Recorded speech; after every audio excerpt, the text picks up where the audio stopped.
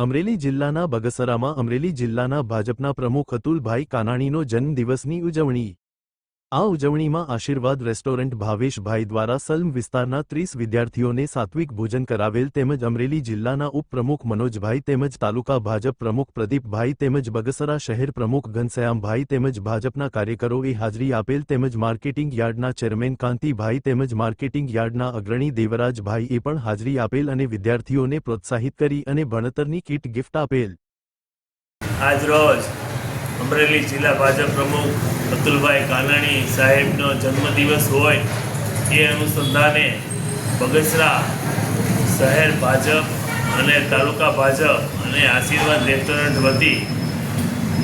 સરાણીયા કોલોનીના બાળકો જે હોસ્ટેલની અંદર રહીને અભ્યાસ કરે છે એ લોકોને રાત્રિનું ભોજન કરાવવામાં આવ્યું